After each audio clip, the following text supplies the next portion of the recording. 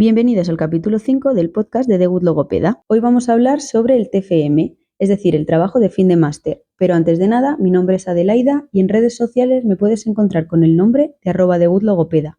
Estamos en Instagram, TikTok, Spotify y YouTube. Y te recomiendo que me sigas para que no te pierdas nada.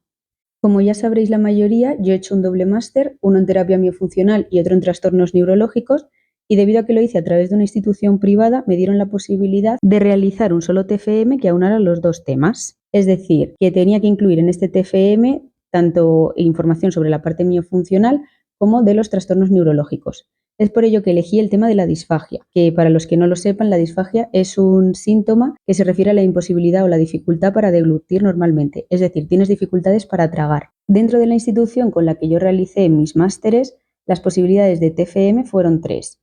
Una era un caso clínico, otra era, me parece recordar, que la realización de un programa de intervención para una patología concreta y por último una revisión bibliográfica con un recurso didáctico. Esta es la opción que yo cogí y por ello realicé una guía de intervención logopédica en disfagia orofaringia para pacientes posictus. Escogí este tema porque en mi práctica clínica me empezaron a llegar bastantes casos con dificultades deglutorias, algunas sí que eran disfagia posictus y otras simplemente eran dificultades en la deglución que no llegaban al punto de disfagia, pero que estaba comprometida. Entonces, por eso decidí hacerlo y metí el punto en pacientes posictus, ya que la cantidad de información bibliográfica es mayor en este tipo de pacientes. Al ser un doble máster, pues la extensión del trabajo fue también en proporción y los apartados que incluí fueron el resumen o abstract, la introducción, la justificación del estudio, el planteamiento del problema, el marco teórico, la metodología, análisis de resultados, discusión, conclusiones, bibliografía y los anexos. Y ahora vamos a meternos un poquito en profundidad de cada uno de los apartados y qué incluyen ellos. Aparte de por la cantidad de pacientes que me estaban llegando con este tipo de patología, otra de las razones por las cuales cogí este tema es porque la logopedia es una rama sanitaria tan extensa, es decir, que abarca tantas patologías,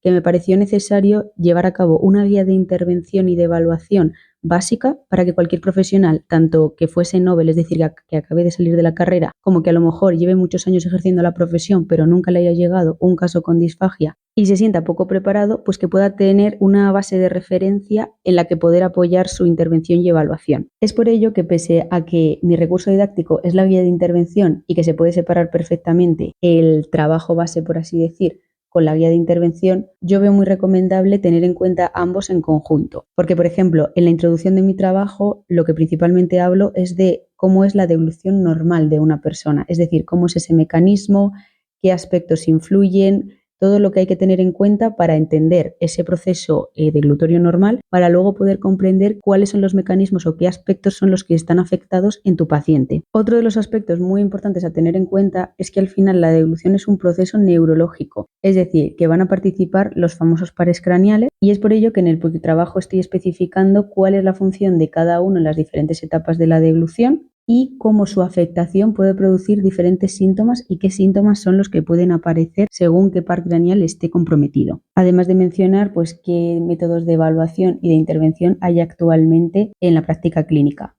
Todo esto en la introducción no lo especifico tanto como os acabo de explicar, sino que simplemente lo menciono y lo introduzco. Es ya en el marco teórico donde yo hablo concretamente de cada uno de estos aspectos y ya pues los explico, los defino y los pongo en extensión. Debido a que en el trabajo me estoy especificando en la disfagia orofaringia en pacientes posictus, evidentemente no solo hablo del tema de disfagia, sino que defino también lo que es un ictus o accidente cerebrovascular, que es la interrupción momentánea del riego sanguíneo al cerebro. ¿Por qué se puede producir esta interrupción?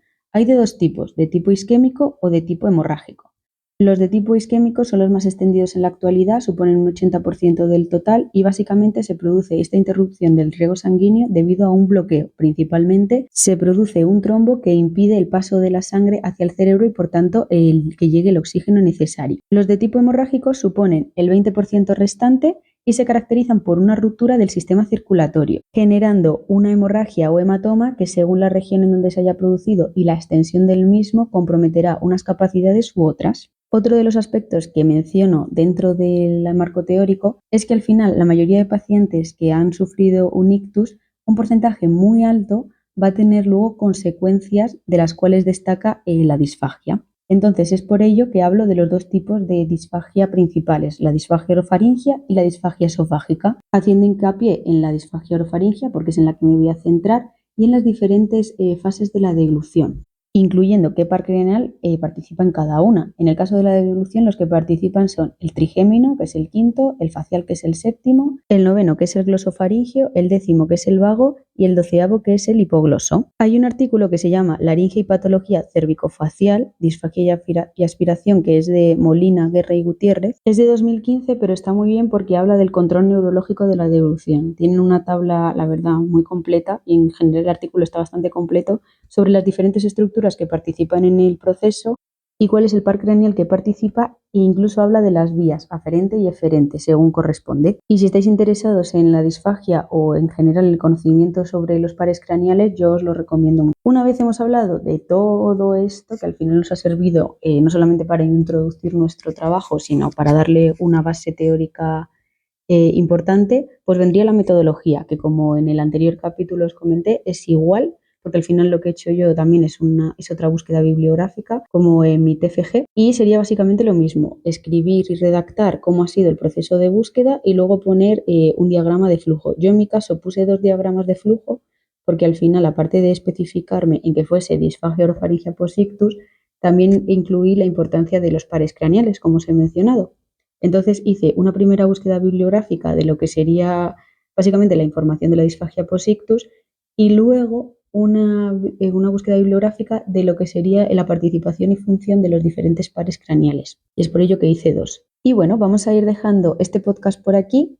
Os quería mencionar que si queréis saber un poco más sobre las diferentes etapas y fases de la deglución normal, podéis ir a mi Instagram, que es @degutlogopeda, en donde tengo un vídeo explicativo con todas las fases de la deglución y lo que se produce en cada una. Además, incluye un vídeo que la verdad es bastante visual y ayuda muchísimo a comprender qué es lo que está sucediendo en cada etapa. Y bueno, el próximo domingo tendréis la segunda parte donde continuaremos hablando del análisis de resultados, de las conclusiones y ya os hablaré en concreto de la guía de intervención. Así que si te ha gustado este contenido y quieres más, déjame tu like, escríbeme un comentario y te recomiendo que me sigas en todas mis redes sociales, @degutlogopeda. Acuérdate, estamos en Instagram, TikTok, YouTube, Spotify y nos vemos en el próximo programa. Adiós.